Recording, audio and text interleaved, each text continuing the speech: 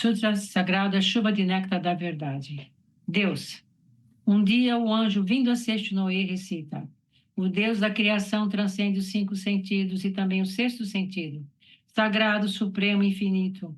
Mente que permeia o universo, vida que permeia o universo, lei que permeia o universo, verdade, luz, sabedoria, amor absoluto. Isto é a grande vida. Sendo essa a natureza verdadeira de Deus absoluto, quando Deus se revela, realizam-se o bem, a justiça, a misericórdia. Por si se instala a harmonia. Ajusta-se cada um em seu respectivo lugar. E não há dissensões, não há quem lese o próximo, não há quem adoeça, não há quem sofra, não há quem seja miserável. Deus é o todo de tudo. Sendo Deus o todo e o absoluto, nada há além de Deus. Deus cobre toda a realidade de tudo aquilo que há. Nada há que não tenha sido criado por Deus.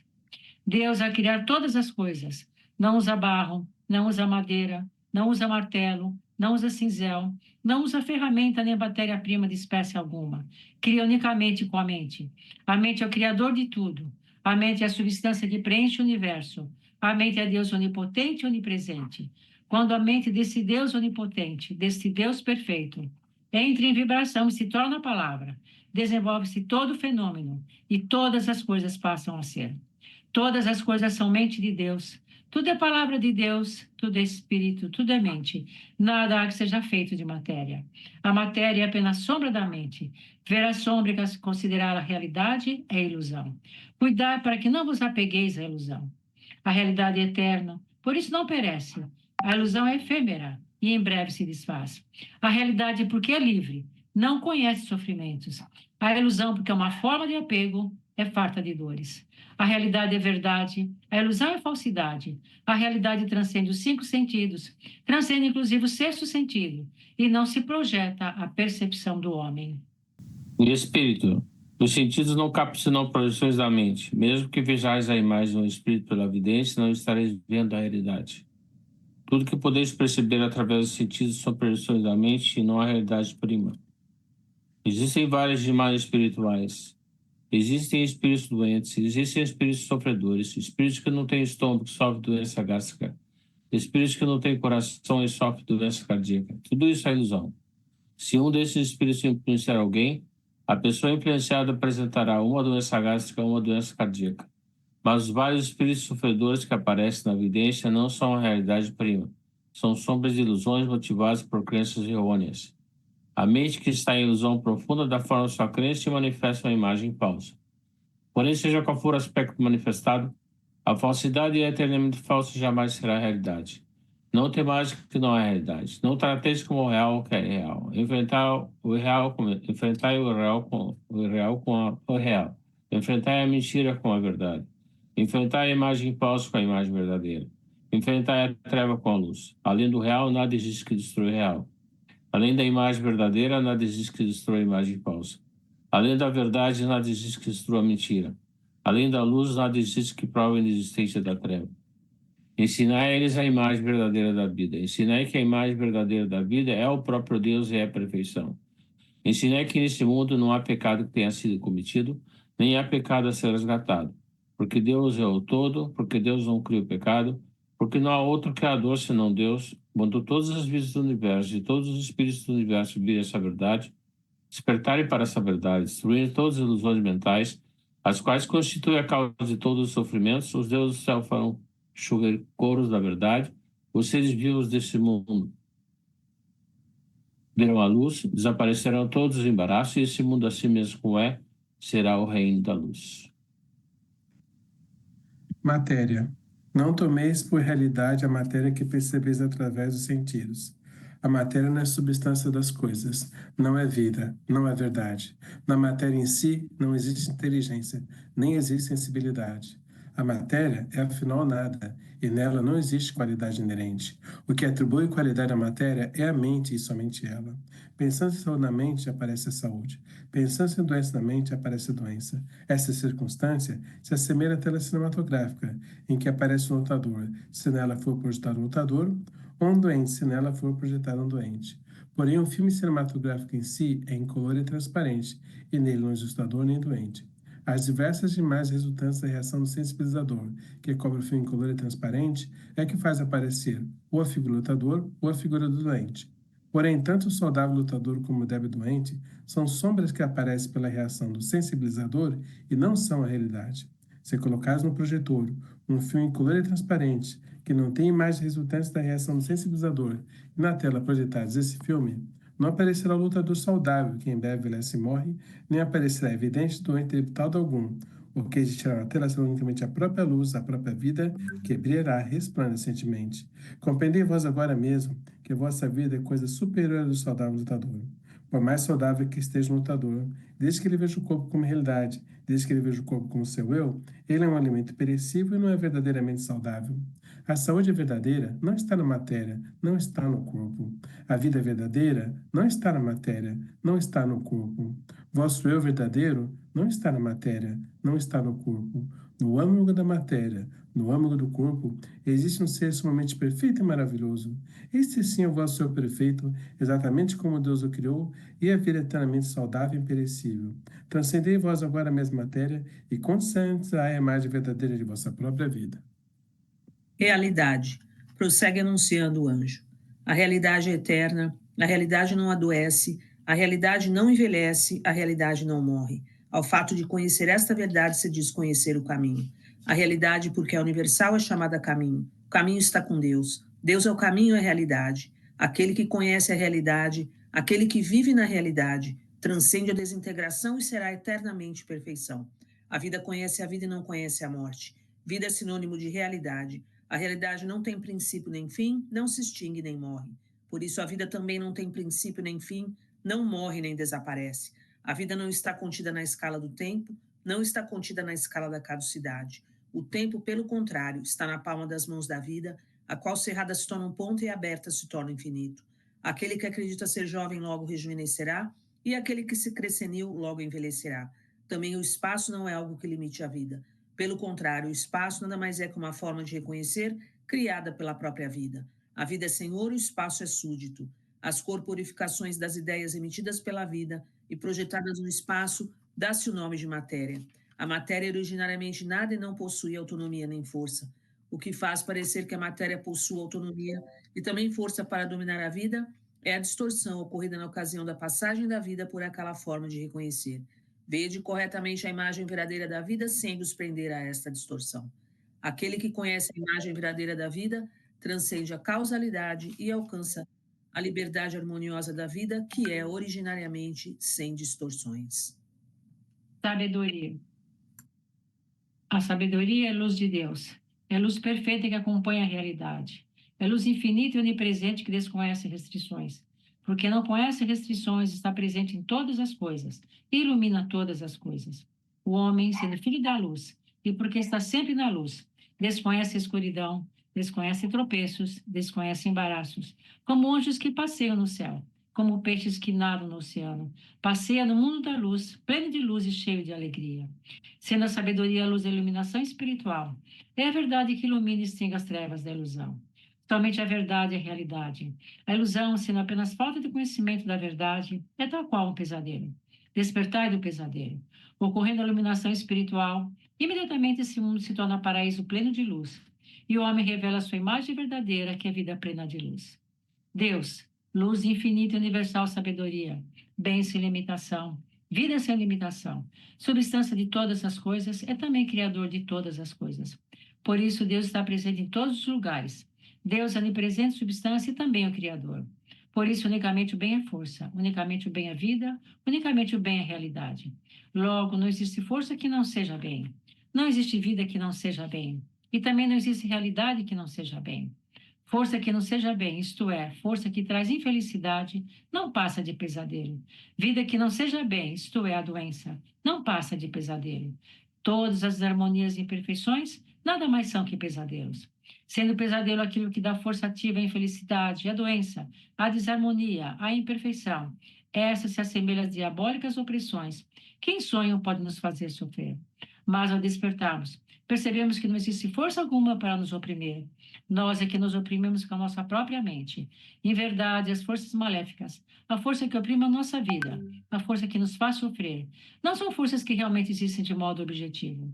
Nada mais são que dores criadas em nossa própria mente e sofridas pela nossa própria mente. Nas doutrinas que admitem Buda, chama-se isto ilusão.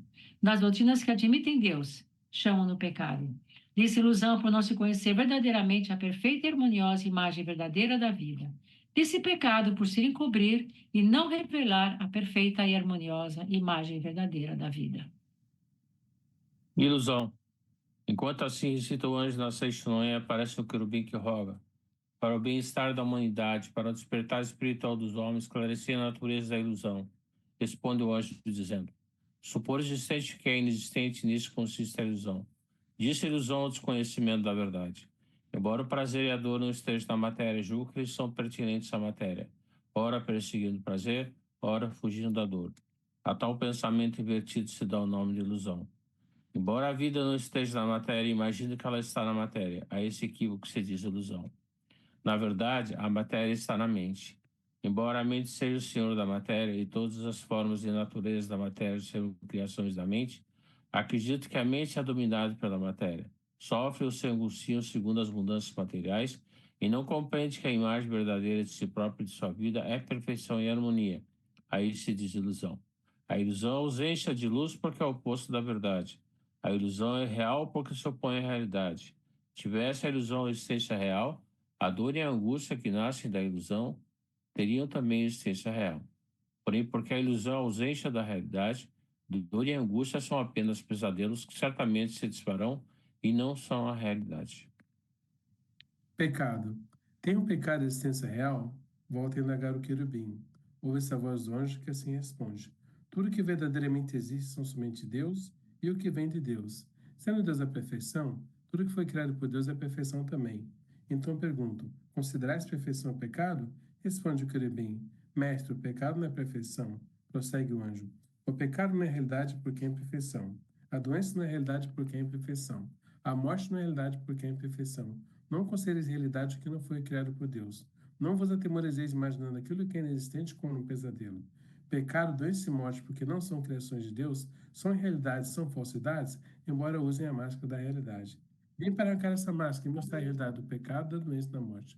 No passado veio o Sakamuni com essa mesma finalidade. Jesus Cristo também veio com essa finalidade. Se o pecado existisse realmente, nem os Budas todo o universo conseguiria extingui-lo. Nem mesmo a cruz de Jesus Cristo conseguiria extingui-lo. Porém, sois felizes, pois que o pecado é realidade e sombra da ilusão.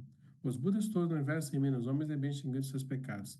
Também Jesus Cristo, nas apenas palavras, disse: são-te perdoados os seus pecados e bem extinguidos os pecados. Eu também, através da palavra, faço escrever poemas da Seishinui, e pelo poder da palavra, revelo a natureza do pecado e faço com que o pecado volte ao seu lado original. Aquele que lê minhas palavras, extingue todos os pecados, conhece a imagem verdadeira da realidade. Aquele que lê minhas palavras, extingue todas as doenças, conhece a imagem verdadeira da vida, supera a morte e vive eternamente. Homem, eu sou a verdade, sou o anjo enviado pela verdade, sou a luz que emana da verdade, sou a luz que extingue a ilusão, sou o caminho. Aquele que cumpre a minha palavra não se afasta do caminho, sou a vida. Aquele que bebe em mim não adoece, não morre, sou a redenção. Aquele que pede a mim será remido e viverá no reino de Deus. Tendo assim pregado o anjo, torna o querubim indagar: mestre, esclarecer a natureza real do homem. Responde o anjo: o homem não é matéria, não é corpo carnal, não é cérebro, não é célula nervosa, não é glóbulo sanguíneo, não é soro sanguíneo, não é célula muscular, nem é o conjunto de tudo isso. Conhecei bem a imagem verdadeira do homem. O homem é espírito, é vida e imortalidade. Deus é a fonte luminosa do homem, e o homem é a luz emanada de Deus. Não existe fonte luminosa sem luz, nem existe luz sem fonte luminosa. Assim como luz e fonte luminosa são um só corpo, Deus e homem são um só corpo. Porque Deus é espírito, o homem também é espírito. Porque Deus é amor, o homem também é amor. Porque Deus é sabedoria, o homem também é sabedoria. O espírito não é peculiar à matéria. O amor não é peculiar à matéria. A sabedoria não é peculiar à matéria. Portanto, o homem que é espírito, que é amor, que é sabedoria, nada tem a ver com a matéria. O homem verdadeiro, porque é espírito, porque é amor, porque é sabedoria, porque é vida, é incapaz de pecar, é incapaz de adoecer, é incapaz de morrer. Tanto o pecado como a doença, como a morte, nada mais são que pesadelos vossos. Conscientizai a imagem verdadeira da vida, conscientizai o homem real que é a vossa imagem verdadeira. O homem real é homem-deus, é a própria imagem de Deus. O que morre não é homem real, o que peca não é homem real, o que adoece não é homem real. Homens da face da terra eu vos digo, conscientizai a natureza verdadeira de vós próprios. Vós próprios sois o homem real e nenhuma outra coisa. Portanto, o homem, quando visto pelos olhos da verdade, é aquele incapaz de pecar, é aquele incapaz de adoecer, é aquele incapaz de morrer. Há quem diga pecador, pecador. Deus não criou pecador algum, por isso neste mundo não existe um pecador sequer. O pecado é contrário à natureza verdadeira de filhos de Deus. A doença é contrária à natureza verdadeira da vida. A morte é contrária à natureza verdadeira da vida. Pecado, doença e morte não passam de sombra das ilusões da mente que em sonho imagina coisas inexistentes. No mundo da imagem verdadeira, Deus e homem são um só corpo. Deus é a fonte da luz e o homem é a luz emanada de Deus. A ilusão fundamental que faz o homem ter o pesadelo de que o pecado, a doença e a morte são existências verdadeiras surgiu em tempos remotos da teologia, segundo a qual o homem é feito do pó da terra, e nos dias atuais da ciência moderna, segundo a qual o homem é feito de matéria. Isso constitui a ilusão inicial que leva a imaginar o pecado, a doença e a morte. Quando se destrói essa ilusão inicial, é destruída a causa fundamental do pecado, da doença e da morte, e esses voltam ao nada original. Ao ler Desaceite o Noé e conheceres a verdade, se sois curados de doenças é porque se destrói a ilusão inicial. Não existindo ilusão inicial, não existirá a ilusão seguinte. Não existindo ilusão alguma, porque o homem é originariamente puro, mesmo que deseje pecar, é incapaz de pecar. Não existindo ilusão alguma, porque o homem é livre de doença, mesmo que deseje adoecer, é incapaz de adoecer. Não existindo ilusão alguma, porque é originariamente vida eterna, é incapaz de morrer. Portanto, homens da face da terra, procurai com fervor o vosso corpo verdadeiro, que é o espírito. Não procureis na matéria nem na carne, que são produtos de ilusão. Cristo disse, o reino de Deus está dentro de vós. Em verdade vos digo, dentro de vós é a natureza verdadeira do homem é o homem real. Dentro de vós, isto é, a natureza verdadeira é homem-deus. Por isso, somente dentro de vós existe o reino de Deus. Aquele que procura no exterior é um perseguidor de ilusões e não consegue alcançar jamais o reino de Deus. Aquele que procura alcançar o reino de Deus na matéria é um perseguidor de ilusões e não consegue edificar jamais o reino de Deus. Cristo disse também, o meu reino não é deste mundo. O reino deste mundo não passa de simples sombra. O reino paradisíaco existe somente no interior. Somente reconhecendo no interior o reino paradisíaco, aparecerá no exterior o reino paradisíaco como projeção desse reconhecimento. Somente reconhecendo no interior a vida de saúde infinita, aparecerá externamente no corpo a saúde perfeita como projeção deste reconhecimento. Os 5 sentidos do homem não vêm senão o mundo da projeção. Desejando purificar o mundo da projeção, deveis purificar a matriz da mente e eliminar as nódoas da ilusão. Eu vi que o mundo da matéria é realmente efêmero, vi que o mundo da matéria não é mais que sombra, vi também que o homem é luz emanada de Deus, vi também que o corpo é apenas sombra da mente. A matéria nada mais é que sombra e mutação, semelhante à sombra correntia do calidoscópio. Portanto, vendo a sombra, não a considereis realidade. O homem, em sua natureza verdadeira, é homem-deus, é espírito eterno, indestrutível e imortal, e não é máquina feita de matéria, nem é matéria pré-existente em que se alojou o espírito. Tal dualismo é totalmente errôneo. A matéria é antes sombra do espírito, produto da mente, assim como o casulo é produto do bicho da seda.